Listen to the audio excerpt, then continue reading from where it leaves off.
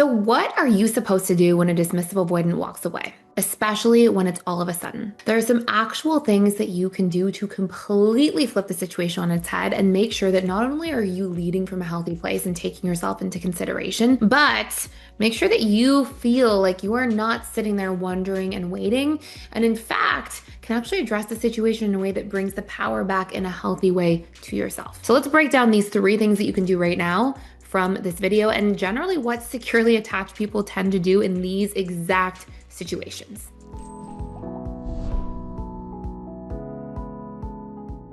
You'll actually see here, I'll go through some exercises with you, but I want to first clarify some of the differences between how an avoidant partner pulls away because it actually requires two very different approaches.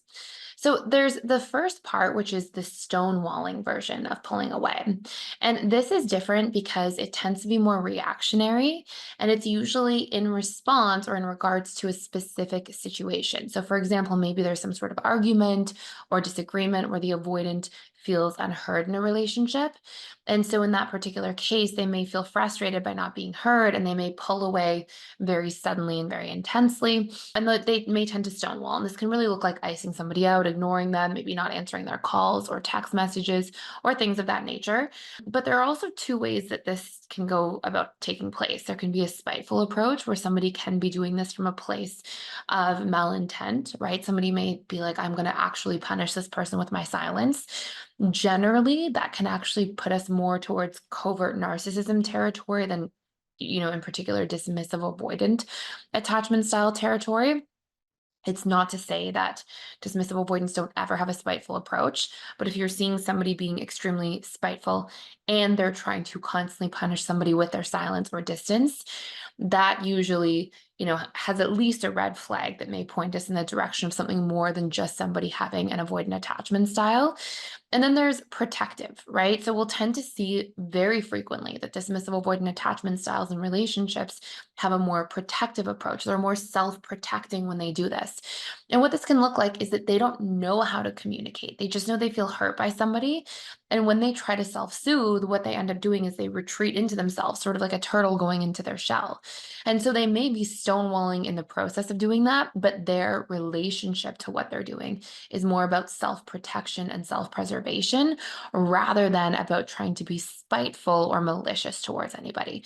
And you may not be able to tell a really big difference from the outside. And in fact, these things can have, whether it's a spiteful or protective approach, they can actually affect the person that they're happening to in a very similar way because it really doesn't feel good to go through this particular experience.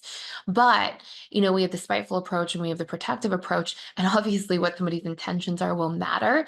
In particular, because if somebody is just an avoidant attachment style and they realize that they're doing something self protective, but they work through their underlying fears, they can actually show up and they tend to heal and have a greater likelihood of becoming secure in relationships. Or if somebody's intentionally being spiteful, doesn't want to work on themselves or show up for the relationship, may require a different approach to how we address this particular situation. So we've got this sort of spiteful versus protective approach. From a securely attached perspective, here's exactly what a securely attached person does to deal with this. Okay, so when they're being stonewalled, here's what they do. The first thing they do is they call it out directly. Okay, now how we do this will really matter. This has to be done in a safe, harmonious, and regulated way, but it also needs to be very assertive. Okay, so assertive usually means that we use very direct language. We don't beat around the bush.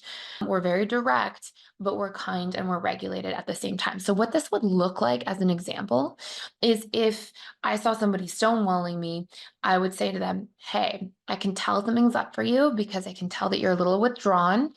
I don't think it's the most productive approach to not talk out and share whatever's on your mind so that we can solve for it. And I need you to be able to do that in this relationship dynamic. I'm not saying it has to be right now, but when you're ready, it doesn't feel good for me to be iced out. I would appreciate having a conversation so we can fix this. And so what you're doing is you're saying it's not okay to stonewall. We're calling it out directly. It's not productive, right? But I'm saying when you're ready, I can tell something's up for you. I can tell you're upset. I'm not here criticizing or saying, I can't believe you're doing this. I'm here addressing it directly, pointing it out, but also saying, here's what we can do next. Here's how I'd like to approach this. Okay, so this is what a securely attached person would do in this particular situation. Now, of course, if the person never comes around and all they ever do is stonewall and they never make an effort in the relationship, that may be a call for a different approach, that we actually set a boundary with a person instead of setting a boundary around stonewalling in a situation, right? We may say, if I'm with a partner who can never work out conflict or never hash things out with me, maybe this isn't the right relationship for me. But if I call it out directly, I'm calm, I'm regulated, there's a very good chance I'm going to see the needle move instead. And this is something securely attached people tend to be very good at, which tends to help them build and grow with an avoidant partner and help that avoidant partner indirectly, as long as they're willing to do the work, become more secure because they're modeling secure behaviors over time. And they're not really putting up with things that fall outside of that realm of what would constitute as secure behaviors. So that's the first part. Then we have another dynamic where an avoidant can pull away. So I have some exciting news, which is that we are doing $1,000 off of our lifetime membership sale to the Personal Development School, which means you get access to literally everything at PDS for your entire rest of your life. Essentially, that entails all of our different courses you have lifetime access to. I do 4 live webinars a week, every single week. You can access them ongoing, and you get access to all of our daily community events. So I'd love to see you on the other side, and you can access it by using the link in the description box below.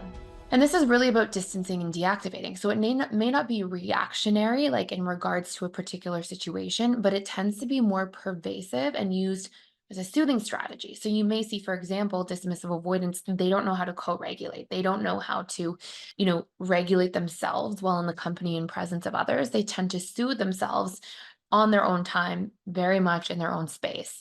And they tend to struggle to be able to have this reciprocity, this reciprocal soothing, like, hey, I'm feeling this, I need these things. They don't like to open up about their internal world.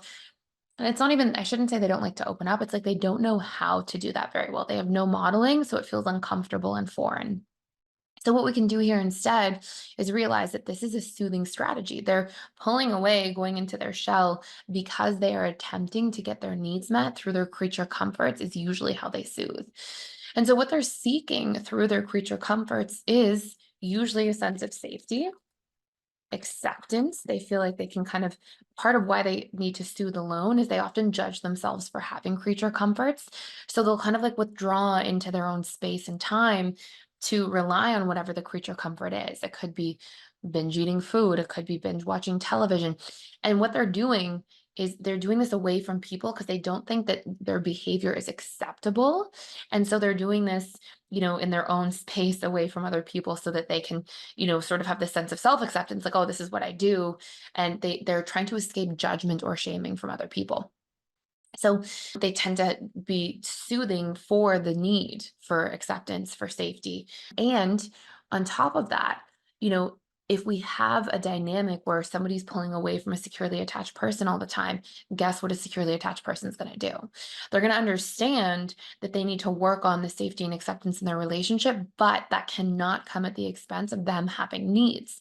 So what you'll see instead is that a securely attached person would go to the avoidant and they would say, hey, I know you need a lot of time alone, and I'm okay with that. I'm, basically trying to say I accept, right? That it's okay if you need time alone. And I also need time together in the relationship. So why don't we make a bit of a plan or put all of our cards out on the table to see how many evenings a week you really need to do your own thing? And I'm going to tell you how many evenings a week I need to feel fulfilled in the connection and consistency of our time in a relationship. And so they would be making sure that they're honoring that this person has different needs. They're going about it in a kind way, but they're not dishonoring their own needs in that dynamic as well. And so by putting all of your cards out on the table, again, in a harmonious and safe and regulated way, it allows for discussion for both parties' needs to be heard, and this can allow the needle to really move. So this allows somebody to feel like, okay, I'm seen, I'm understood, and it actually promotes more connection rather than this pulling away, causing destruction or devastation in a relationship. And I hope you enjoyed this video. If you did get a lot out of it, please consider liking, sharing, and subscribing to this channel. And I can't wait to see you in future videos. Thank you for watching.